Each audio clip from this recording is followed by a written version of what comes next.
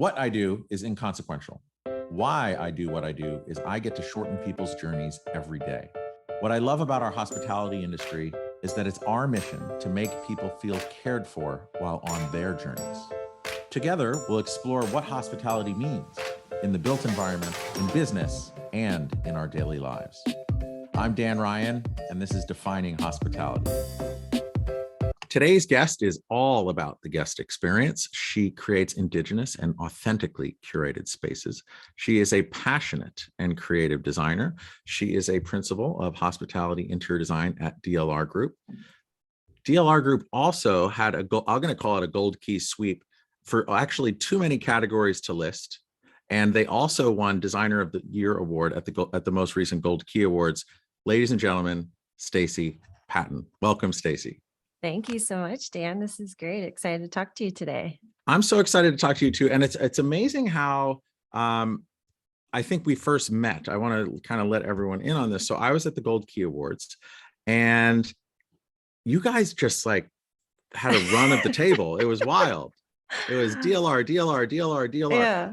And so that was amazing. I'm not going to say surprising. It was just cool because I've seen it happen kind of maybe one other time way in the past, but to see you guys be that successful. And I think that this would actually be a great transition into our talk, but you've been with DLR Group for 14 years, 13, 14 years, something like that. Yeah, actually my anniversary for 15 is in, I think July 4th, give or take a day or two. So maybe those fireworks are for that. No, they're definitely for that because I have a saying that I love throwing out at people and guests and just in life. I just say, after all these years, you've become an overnight success, right? I know, right? It does kind of feel that way. Like all it does. Sudden, yeah. But the point is it's not an overnight success. It's you are just putting your time in, you're grinding it out. And I just really feel like success is when hard work meets opportunity, right? Right. And then also to bring it back, so this sweep all happened. But then you had an after party at a bar that was right around the corner from where I used to live. And I would walk my kids right past that bar on the way to school, past all kinds of crazy shit that I would see every single morning. That's like the one part of 8th Avenue in New York City that just, I think, gave myself and my children a tremendous education on kind of what's out there in the world. But Absolutely. It was fun to bond with you there. And then it had a great turnout. And again, thanks for your circuitous journey to this moment of you and me speaking.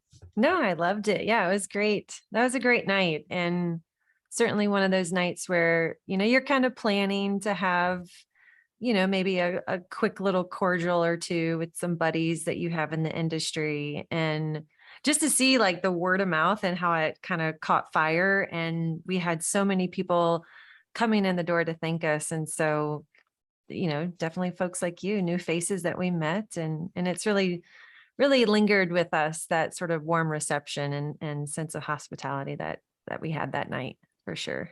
Yeah. Well, I guess in speaking of this almost 15-year journey, right? You guys have offices all over the place. Right. Right. And you're predominantly spending your time between Minneapolis and Chicago, correct? Right. Mm-hmm.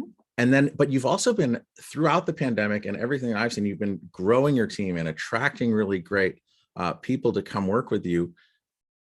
How do you get this all done between all this and all the things that you do? And like, how have you done this? Like, what's your secret? Oh my goodness. I don't even know my own secret.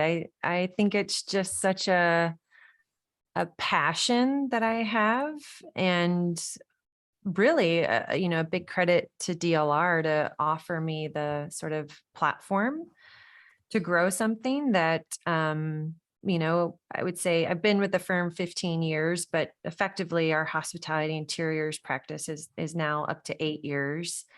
And so, 8 years ago, myself and a colleague of mine raised our hand and we're like, hey, we want to do hospitality like full time, like, not that we don't love these other sectors, but let's do this. Like, how do we do this? And so it was really piece by piece by piece and day by day by day. And, each client taking a meeting with us. I mean, I think that's the first thing you have to get is a meeting. People have to hear what you're throwing down, pick up what you're throwing Yeah. down. Yeah. Yeah. And so there's so much that has gone on between day one and to the evening where we were bestowed that amazing honor, designer of the year. And I think it's just this constant curiosity. And I will say something that's even plagued me personally, even my early years as an artist, is that I was never really happy with my final product. I always thought it could be better. I would do a painting or a sculpture and I would be like, that's kind of cool, but like, let's try again, and I think that sort of drive, my boss says I'm a driver. And so I think it's just throughout the years, really driving and finding great talent and finding great clients to not only come and work with us, but give us some really amazing projects. So 100%. And which colleague of yours was it that you decided that you really wanted to kind of grow or birth this hospitality division? yeah, so Joe Chikora is our business development leader out of Chicago, and he actually was a very new hire for us at the time. He was tasked to come in and sell, quite a few sectors that were what we call private sectors, so workplace and mixed use retail, maybe luxury housing and hospitality. And we were going through some transitions in those years of leadership. And honestly, it was kind of like the kids were left to their own devices. And we, of course, got some buy-in from our CEO and a couple other people, but we were just very young and spunky. And although he would hate for me to say that word, but we had a drive and a passion, and it was his job to run through a brick wall. Spunky by association, right? Right. So, if you so how did you guys put your heads together and get to that moment? It's like, hey, we want to do this, because a lot of that, obviously this is defining hospitality, but I want to get into like, set the stage of where you and Joe were when that, like, was there a moment, was it a series of moments? I just want to kind of paint a picture for me, just so I can visualize.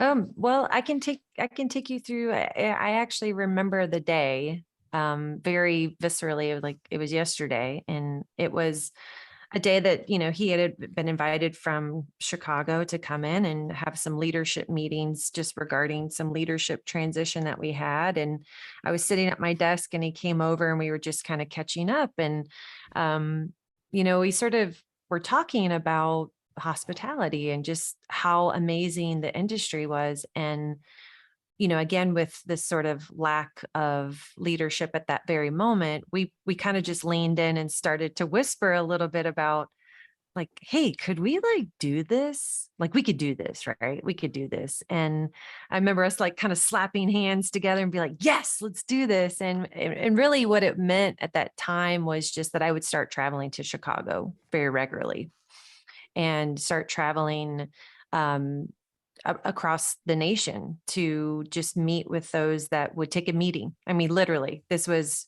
who would take a meeting with us. And so we really put our heads together and started to, of course, involve a few other key members of our team. Ed Wilms was one of them, who now leads our hospitality sector globally. And of course, getting our regional leader and our CEO to kind of buy into our Ponzi scheme. And I do give Joe a huge credit to just trying to understand who's out there. What were the clients out there? Who were the movers and shakers in the industry that were doing work? And of course, I had experience already in hospitality, and I already had, a couple clients that believed in me. Sage Hospitality is one of them. We started early on with Concord Hospitality, who, really entrusted in DLR Group. And so we had some portfolio forming already. DLR Group had done hospitality for probably 10 to 15 years prior, but in architecture and very sporadically. There really wasn't a huge engine behind it. And so we kind of leveraged some older portfolio with some of the new. And I think what we learned along the way was that we had a new story to tell. And it really did shock us because we didn't anticipate that owners were having really not so great experiences with designers. Yeah. And we were, we're just selling a vision of collaboration. We were selling a vision of what we call, and what most, people know today to be integrated design, which is that we would provide architecture and interior design. And that historically for hospitality is always meant to be two separate entities. And to some degree it is still. You have an architect, you have an interior designer, you have a separate branding agency, but we were just, sort of delivering our message along the path of, well, why would you want to have pointing fingers? And why would you want to have two different people to run around? And really what we learned from owners, because we went into these meetings listening to them too, was that they wanted the creative tension, and they wanted to ensure that these groups in-house wouldn't mean a reduction of that creativity and enthusiasm. And so, we got a couple projects where we kind of proved that that's not always the case. That's really interesting to hear, because that tension, it's like that idea of a marketplace of ideas, right? You have the architect, designer, brand, owner, like all these stakeholders, and the collisions and the ideas and the vision. Oftentimes in my experience, that end result is always the blood, sweat, and tears to get you to that vision. And it's interesting to hear that people want that tension to get there. Obviously it's intentional. The tension is intentional. And I guess, how are you able to get over that? I guess that preconceived idea of, hey, we like the tension. That's part of our process. I really truly believe it was a mixture of just raw talent and just raw entrepreneurship. And we just kind of fucking figured it out. We were just like, all right, go, let's create an amazing concept. And then when we paired that with our architects who also had an amazing concept or vision, and we did the work, we did in those early days a lot more than maybe we probably should have. And that's also something to think about as our profitability. But I think that I had the raw creativity to, and again, I credit my company not really handcuffing me. If I needed something, I kind of got it and I did it. So it's kind of like, as you're talking, my wheels are turning to understand this. So if DLR as a whole, now, how many employees are there? So as a whole, I believe we're probably close to 1,300 employees. That's what I thought. So there's a ton. Yeah. Okay. And then 8 years ago, how many were there? Oh gosh. About. It doesn't have to be I would say exact. about half. I think our CEO has had some great acquisitions over the years that really doubled our size. So I would say we were definitely no more than 500 at that time. So don't quote me on it, but I won't quote you. So the reason why, the reason for my asking is, I've heard you say leadership, entrepreneurship, creativity, like doing all these kind of very creative, momentum gaining actions, right? Which oftentimes when you hear these big companies, that's antithetical to that, right? So it's kind of exciting to hear, and then to hear you pepper in leadership, not just for the powers that be, but also for you and Joe to say, hey, let's kind of take this crazy idea and run with it. How do you think DLR as a large organization is able to, because that's really interesting and inspiring to hear, like such a big company to foster and nurture this creative entrepreneurship, if you will.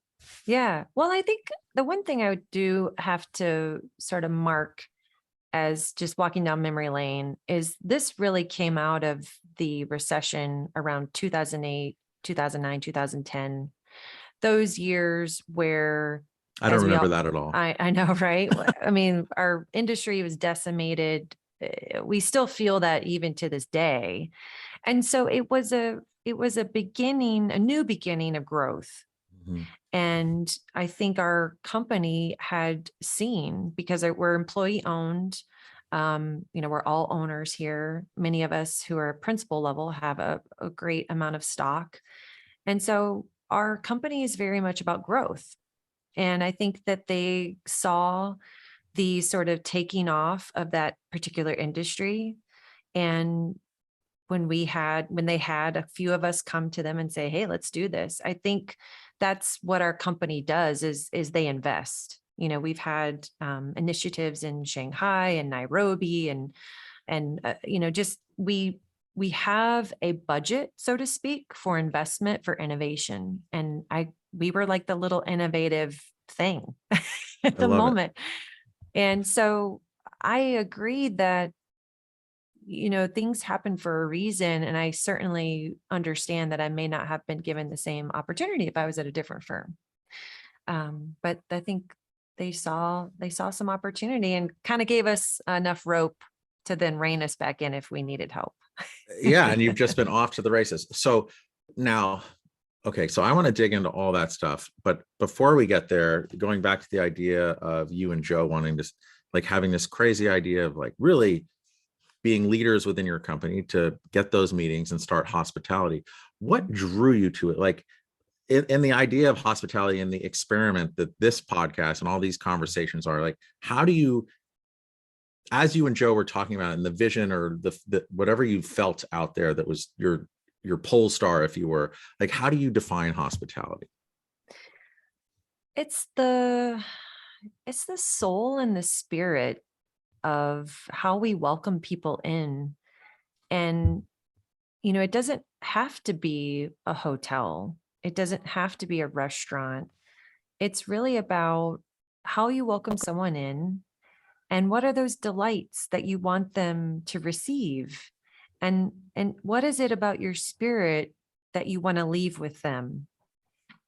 And I think so often we kind of talk about hospitality as being a space. It's really only one aspect to hospitality, is the space in which we come to receive and delight and play and have, joyful memories or sad memories or all the ones in between.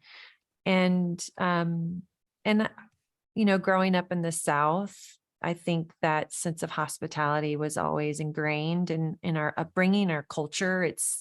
I always say it's sort of the front porch, sweet tea.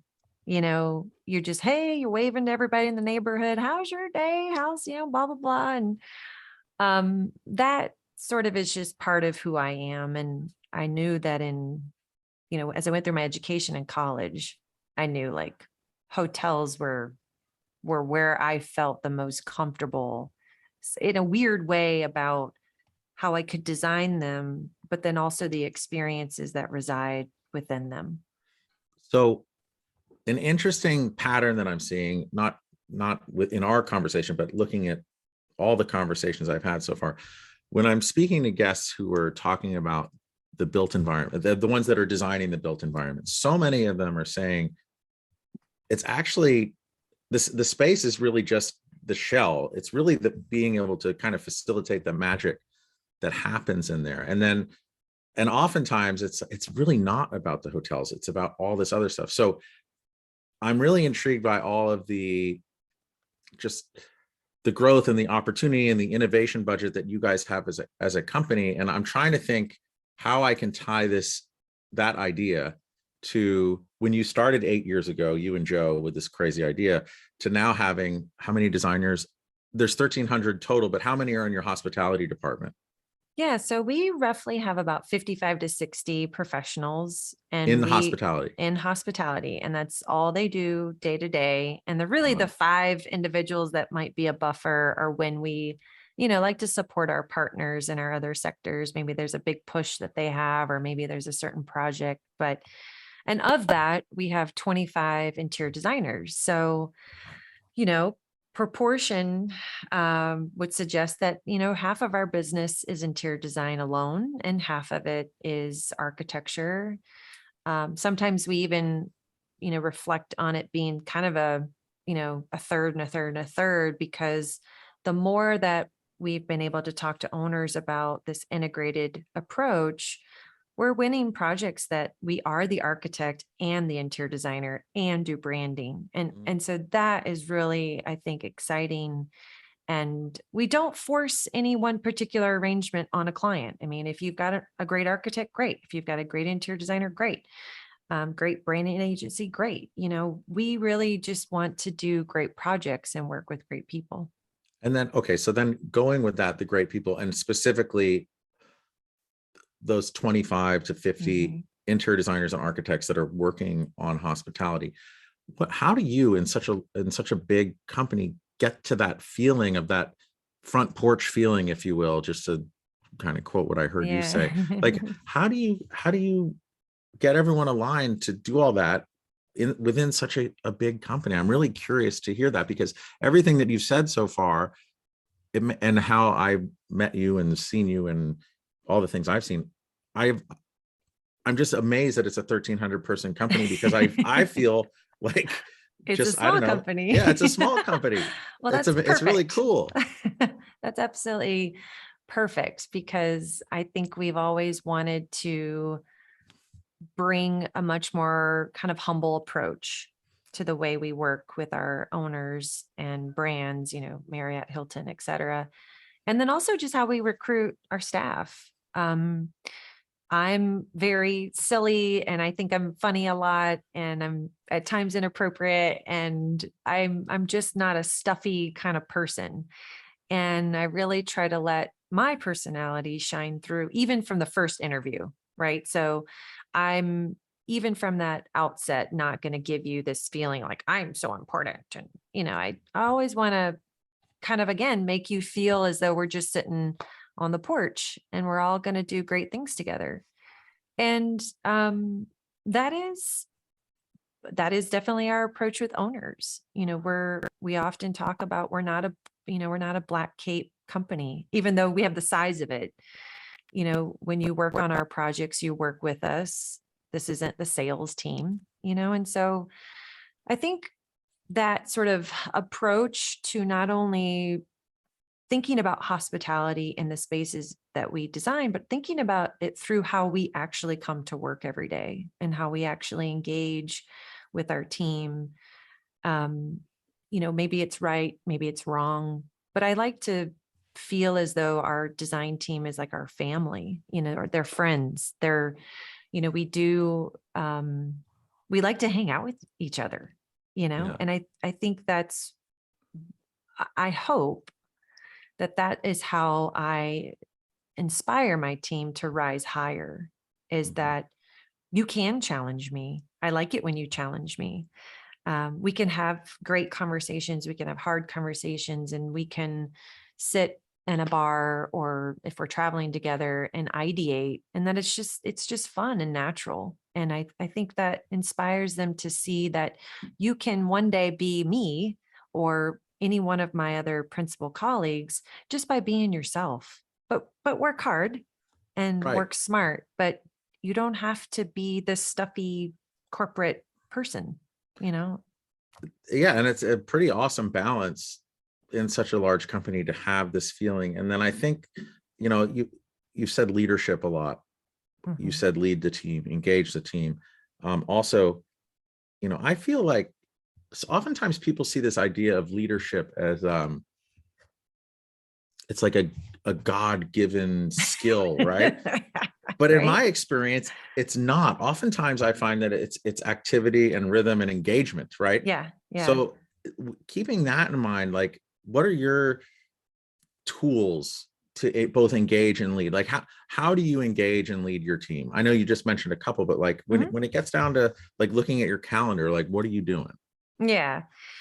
Well, I think, starting from the early days, I was always feeling as though I needed to be in service of, it, as we began to hire teammates, we were hiring those who maybe needed a little bit more hospitality experience. And for some of those that we hired had a lot of it. And so with each individual person, I was just, how can I help you?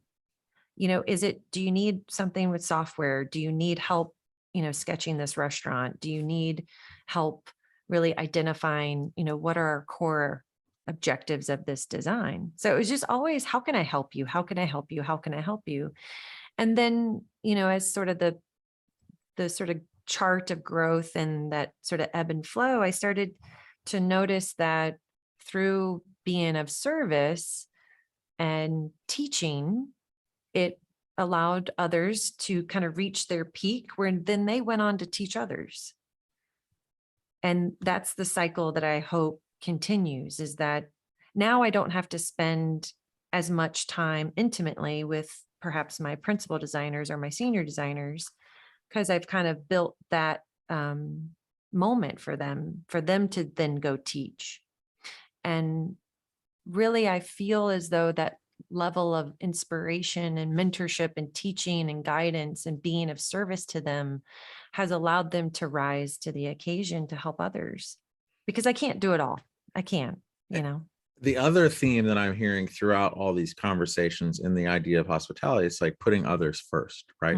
So to hear you say, how can I help you 100 times? Well, you didn't say it 100 times, but definitely a score of times, right? It really translates. And I'm curious, is that throughout your company, or I'm sure it's throughout your company, but if you were to put all the different departments on a scale, would the hospitality department have that be maybe a heavier weight than the rest? Possibly. I think we give a lot of space, much like I was given space to grow the sector. We give a lot of space for making mistakes and for taking initiative. And hey, you got an idea, let's do it. I think, again, that's that space that I was given, that I think we continue to give our team so that they can find their own moments for innovation. I 100% know that our company is a great place to work for, but there is something special about working in hospitality. I really, truly believe why we've even had so many internal teammates say, like, hey, I want to get on the hospitality team. Like, how do I do that? Yeah. Well, I want to dig into that one a little bit, because to win designer of the year, it's not for one particular project. It's taken a whole spectrum of projects together, right? I've also heard you say that you have an innovation budget and that you give people leeway and you're nurturing their creativity. If you were to take that moment of getting that designer of the year and then look at the innovation amongst the projects that got you there, it could be over those 8 years of really, since you and Joe kind of ran with it, but is there a project or a moment in a project that's a really good example of that innovative and nurturing thinking? Oh, yeah. I think that in maybe a different way, we've done quite a few projects, but when we did the Canopy Minneapolis, it's a historic building, did architecture and interior design. And it was truly a just profound moment of change, I believe, for our studio. And really the innovation came through trying to figure out how to return this building, this structure, to its glory, and do it in such a way that is truly integrated. I mean, down to, okay, we have this, we need to move it over 4 inches, and it's an architect and interior designer, side by side, mapping that out. In addition to sustainability, really returning something back to its community. The building had sat there for years as an office space. It was originally a agriculture warehouse building, but it wasn't really public. It wasn't there to give back to the community until we got our hands on it with our client. And so that project, we didn't make money on it. So in terms of how our company saw that as well, was an investment in ourselves. it was a huge moment to prove to the industry that we can not only be wonderful storytellers, we can be sensitive to these older structures and really provide a living room to the community. And so while that may not sound like a cool techie innovation, for us, it was innovative because it's like we were finally doing it. We're finally bringing together lifestyle design. We worked with Hilton, we worked with our community members, we worked with local makers, and it was like we were doing it. And that's the great part of what I feel that project represents is a moment where we could prove it. And Yeah. then from there is where I think we started to see a lot more interest in our team, from a perspective of what we truly are, which is an integrated firm. I think it's also interesting to look at that as an investment as well. It's a relatively new brand for Hilton as Mhm. well, too, right? So it's pretty exciting to see and hear you say that from an adaptive reuse perspective, and also all of the investment that Hilton has made in that brand as well. I think it's one of the coolest new brands to launch. And if you also look at it within the calendar, or like within the ebbs and flows or cycles of our industry, like where that thing opened, like, Yeah. and really in earnest at the beginning of the pandemic, I was seeing like a canopy a week open almost, it felt like. I know, right? Yeah. And, a lot of people may say, oh, well, it's not truly boutique, but honestly, the approach that we took to this project would be the exact approach that we would take had there not been a major hotel flag on it. We told the story of its legacy. We told the story of those who would come there and why they would come there, and really derived the concept around weaving, which was really weaving the community back to this place. And of course, the inside structure of this building is basically a Jenga of timbers that are woven together to create the structure. And so, for a moment, you're just saying, I'm not designing a Hilton as much as I'm designing a canopy for this place, for this neighborhood, and for the people who want to explore it and feel it and like know that they're there, this sense of place. So yeah, I think it was a really great project, and I know Hilton's really proud of it. Yeah, I know they are too. When I think of projects or initiatives that I've been involved with that have either broke even or lost money, they're always tremendous learning experiences Yeah. as well, Yeah. right? And if we don't learn from our mistakes or challenges, we're doomed to repeat them. So if you were to look at this as a break even project, but as an investment Mhm. that is tremendously successful, what was your biggest learning from getting this project done and doing that adaptive reuse, which I see is happening more and more and more, and I want it to Yeah. happen more and more and more? Yeah, I think for us, we felt we were poised to deliver a story. We knew that our talent was there to deliver the building. We knew our client, Sherman Associates, was madly in love with their neighborhood, as they own most of it. um, so we had so much going for us. I think what we learned the most, which did prepare us for future work, is just how much time these special projects take, and that equates to fee and also blood, sweat, and tears. But I think we came out of it saying, all right, now we know how to play with the big dogs. We know the time that goes into it and how that equates on a business perspective.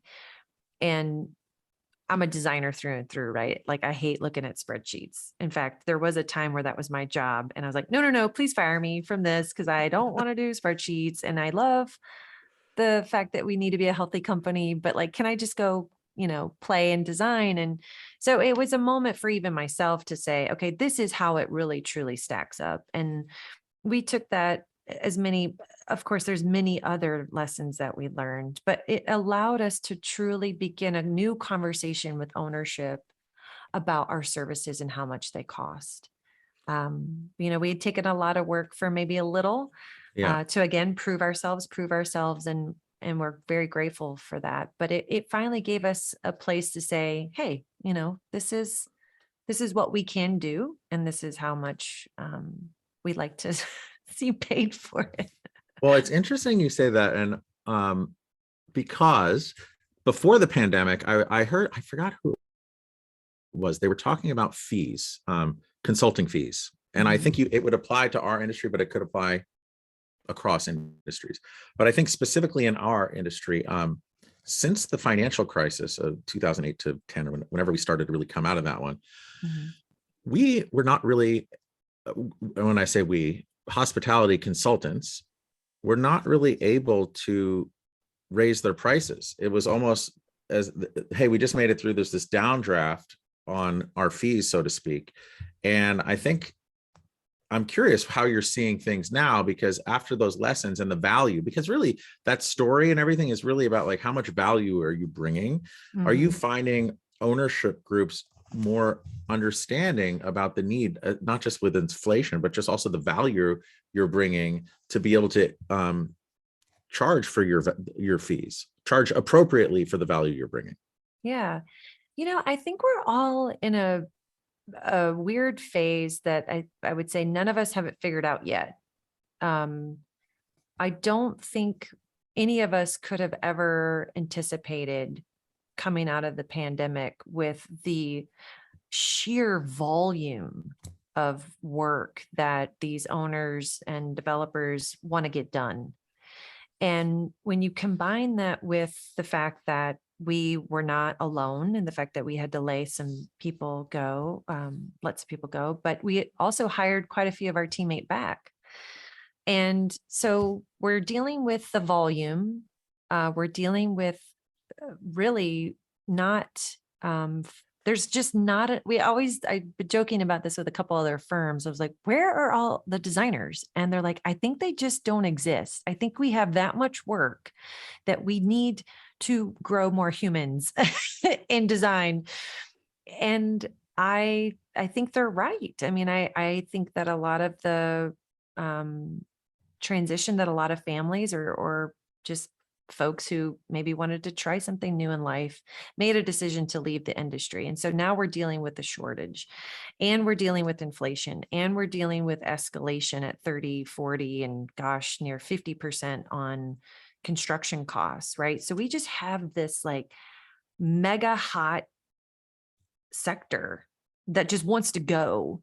And it is absolute. Oh, and by the way, our teammates that we have currently, as well as new incoming teammates, are commanding more in salary.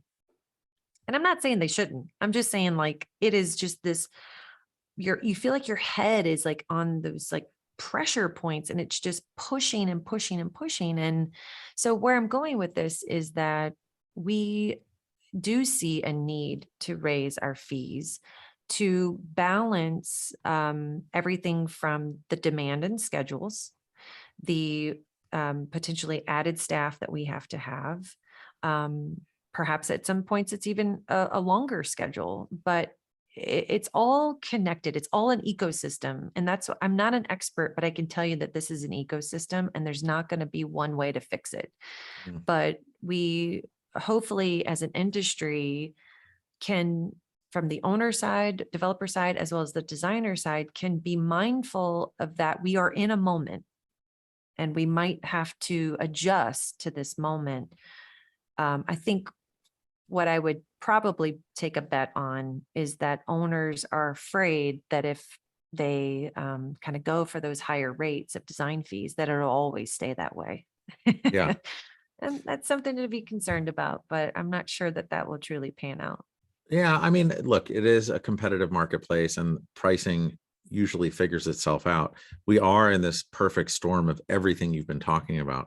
I also appreciate that you guys are employee owned as well, because I would think in that you're seeing P&Ls. You're part Yeah. of the Mhm. open book journey. And look, companies need to make money, right? Yeah, absolutely. Yeah, I think our company is very transparent as they are required to be. But we share in our successes and our losses together as a team because they know how these projects are going. We place a high significant value on project management. And we ask of those project managers to communicate to their teams the financial success or, what's going on or, how can we course correct? And honestly, that was to what we do today, Dan, was not what we were doing early on. So much of our growth in such a short time of 8 years is trial and error. What has worked, what hasn't. And we're kind of figuring out our stuff finally, which feels great. And the design acumen's always been there. It's really the business side Mhm. that we've grown up from And kids. yeah, totally. And then on the business side, as far as like getting all this to come together, like what's an indispensable tool for you to get your job done and continue to grow your teams the way you're growing them and nurture them? Oh, it's my designers and their design talent because truthfully, the owners and developers that we work for are obviously entrusting in us that we know how to run a business. They don't need to be, a part of that. What we will always be called back for is design and how we delivered our service. Were we great to work with? Were we responsive? Did we understand budget as well as high design? Were we practical but visionary? Those are all those things that you balance. And I cannot do that without my team. Mhm. So they would be my indispensable tool. I love it. And then if you were to kind of going with that and all the other things that we spoke about, all those challenges, but also this idea of growth and excitement, what's exciting you most about the future? Ooh, I actually am really excited for just the future of sustainability. I think we have to think about that in a different and new way for hospitality spaces. I 100% believe that we will always want spaces that are comfortable, that we can have a great cocktail, that you can see the ocean, that you can rent a bike and explore the neighborhood, that you always have a feeling of great service in hotels. What we have to do, I think, for the future is work on the background. So the background is efficient, it's sustainable, it's purposeful, and that it supports our local community. And that may not be like a sellable thing to a guest, and that's fine. That's Mhm. totally fine. But I think we as an industry really need to kind of understand what's happening in the world and understand our place in making a big impact. You know, I've spoke with Joanna Abrams from a company called MindClick. I don't know if you've heard of them. Have you heard of Yeah, them? yeah. Oh, you have? So I was on a panel with her also in November at BDNY, and she had this article. I can't remember who wrote it. I met him. I can't remember his name. I see his face, but it was basically that if you look at the lifespan of a building, like let's take Canopy, Minneapolis, for Yeah, instance, that building was built when, like more than 100 years ago, correct? yeah, yeah. Okay. So if that building were built today, it would be most of the sustainability credits that are measurable. It's all based on that core and shell of as it's built today. But if you look at that building and then over its lifespan of more than 100 years, right? And you look at all of the different life cycles of product or furniture or whatever use it was that went through it, all the things that make its way into and out of through the renovation cycle have a larger impact than the actual building itself. Yeah. And I think it's an exciting time because I think what frustrated me about LEED and other environmental measurement systems, if you will, is that it didn't really apply to the stuff that we're doing inside the building. Right. Yeah, absolutely. I mean, I think furniture manufacturing is always one of those areas that um, I think probably has the largest challenge. We have just the economy of scale. I mean, any one hotel has 120 rooms to, gosh, like 1,200, right? So you've got a lot of furniture. So I think that's one opportunity. But I think where we can really think beyond some of those pieces, like you said, is, how do our teammates that are hired run the hotel? Could we make their lives easier? Could we make things a little bit more efficient? Could we, instead of, ordering product from, another land, could we maybe have a local maker who's down the street do it? Because it would be so much more rewarding to them, and it would kind of keep that economic impact being local, which I think is a whole big part of sustainability that we don't really talk about. And like you said, it isn't measurable on a corn shell checklist. It's measurable in a different way. And I'm excited for more talks and panels and really kind of getting that message out there to our industry. I think our designers are very smart. Every designer is very smart. And instead of talking about perhaps a material innovation, let's start talking about how we as designers can really impact, like I said, sort of the behind the scenes so that it's elegantly choreographed. And it's just part of our process. Let's just do I it. I agree. And I think step one is being able to measure things.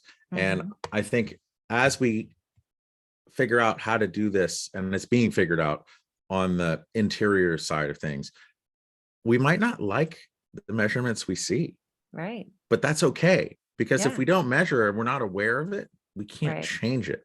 And Exactly. to me, we're at this very early stage of changing. And now banks are requiring it as lenders, part of their underwriting. Mhm. Investors want to do it as part of their Yeah. equity portfolio or family office or institutional fund. Right. So I think we're at this really cool hinge point, and I'm super excited about where it's all going to. Um, One other question, like going back to Florida State, how did you decide interiors? Oh my God, I love this. I'll give you the short version.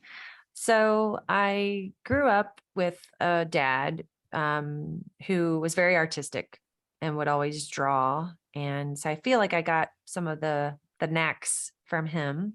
And then my mom really loved home renovation.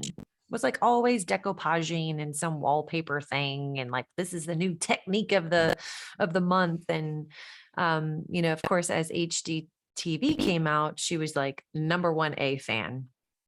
But when my mom remarried, my stepdad and my mom would just be constantly fixing up the house. And so I was always kind of around the thought of home and changing your home to really suit your need. Um, but I sort of was ignoring that for a little bit and thought, let's do the journalism thing. So I was, of course, on the newspaper staff, like A-class nerd, and enjoyed the interview and the writing and putting it together. And my team in high school that was on the newspaper staff, we were just kind of like having fun. And I have some of the best memories of working with them. So I, went on to Florida State thinking that I would just continue in the journalism path. Mm. And I had some great friends who were around me a lot. And of course, my mom, and they were just like, are you sure that like journalism is kind of your thing? Because you're very artistic. You're always drawing and painting and sculpting. And so anyway, I kind of listened to them actually. And I looked into the Florida State program, and apparently it was like a really great program. And so I gave it a shot, and it was really an amazing experience because I found something that I felt I was just naturally good at. Yeah. Well, you know what's interesting as you're saying that as well? Um, I heard you say the word storytelling about 10 times through this as well, not just for you, but for your Right. company, for the building, for your Mhm. team, and to go into that and see that initial draw towards journalism and being able to chart out and tell the story, it makes total and complete sense. Yeah. And I've enjoyed growing up to understand that that is my strength. Yeah. What doesn't And make sense is how you could go from Tallahassee to Minneapolis. Like, yeah, I that's know, right? insane. Do we have more time? We need drinks. I'll make that happen when I see you in person. Hopefully I'll see you in June for that HD Awards. Are you coming in town for that? Yes, I am. So I Oh, would good. love to see you. We'll rendezvous at the same point. Awesome. Okay, but now one of the questions I love asking is, okay, so let's say you, Staci, that I'm speaking to right now, go back to the Staci that's changing from journalism to interior design in Tallahassee. What advice does the Staci of today give the Staci of Tallahassee? Oh, I would tell myself and anyone to just stop listening to the internal dialogue that says that like you can't achieve something. You know, when I was early on in my career as just a very young designer, I was very happy punching the clock and just not even seeing myself as being a senior member of the team. I don't know what I was thinking. I literally don't know what I was thinking. So I think I would just tell myself and any other designer to just totally be open to where you're going to go, because where you're going to go, you don't even know. And if you just do a great job and show your passion, and at all points in time, just keep your personality at the forefront, I think those are the recipes for just success in whatever spectrum it is. It doesn't have to be leading a studio. It could just be on any other level. So I do look back on those days. I'm like, what was I thinking? Like, Well, okay. And then, because I guess part of this whole thing for me, doing this podcast, like who would have thought I would have been doing this in addition to all the other things I'm doing? But it was just kind of opening up and being open to what people are saying to me about me, or kind of thinking about how can I kind of fill in the blanks on an industry that I love, and I just want to be open to it. So like, what do you think caused that change? Because I'm seeing you look at yourself back then and be like, what was I thinking? Like, how was I? So what prompted that change within you? So it honestly, I think Or is this was, what we're gonna have over drinks in June? oh, well, that was the whole, why did you go from warm to cold? Oh, okay. Well, that was there. So yeah, like Yeah. what prompted that transformation within you to just kind of open up to experience and just do it? Yeah. So I think it was honestly the recession had impacted it. Again, this is back in those early days that we were talking about. It had impacted our entire department. I mean, my colleagues were being let go. It was like 7 people a day. I mean, it was just like, oh my God. And so I was really at this point in time, kind of the last designer left in Minneapolis. And I was just like, okie dokie. I guess it's really from here forth my job to keep my job. And you just had to kind of pull up your boots or your heels, and you just had to do it. So I think it was just coming out of a necessity and tapping into natural leadership that I didn't know that I really had, but I guess it was living in there somewhere. And I just put one foot in front of the other. I hearing you say that, I love ancient history, and there was this during the Peloponnesian Wars. I forget if it was the Athenians. I think it must have been the Athenians. They went to Sicily, to Syracuse, to go beat I don't know, take over Syracuse. But the admiral who brought them there, he basically, all the soldiers got off the boat, and then he burnt all the ships, and he's like, go take the city. Wow. And you're kind of like, okay, well, I guess it's either this or, we have no land. Yeah, we got to go That's do a it. little extreme. I hope I never do something as extreme as that. Well, in a way, you were kind of there on the beach. They kind of burned my ship. Yeah. Yeah, your ships were burned, and it's like, all right, I got to figure this out and move forward. I heard you say move forward. Yeah, So you did. Yeah, yeah, you awesome. did. Yeah. Well, Staci, how can people connect with you? Yeah, so totally look me up on Instagram, Staci Patton SP, as well as you can check out our website, dlrgroup.com. I'm also on LinkedIn, Staci Patton. And sorry, guys, I got off Facebook. Yeah. Well, Instagram technically is Facebook or I know, Meta, right? right? Uh, um, I want to say thank you so much for your time. This has been awesome and a long time Yeah, coming. And thanks, congrats on all Dan. of your Thank success. you so much. You're just such a peach. And thank you for reaching out to have a discussion. I'm so excited for people to learn more about DLR Group, but it's also nice to tell our journey. I think a lot of people don't realize, what had transpired in that such short time. So, and thank you to Boutique Design and Hospitality Design for giving us those great awards. Yeah, well, thanks to them, but it's also all the judges, right? I mean, Yeah, yeah, it's not, yeah. So yeah, you're in absolutely. good hands. I And owe a lot of steaks and wine gifts to these judges. yeah, yeah, exactly. So I also want to say thank you to all of our listeners. This has been growing, and it's because of these really interesting conversations with our amazing guests like Staci. So if this has changed your idea on hospitality and how to deliver it, please pass it along. It's all word of mouth. I appreciate it, and we'll see you next time.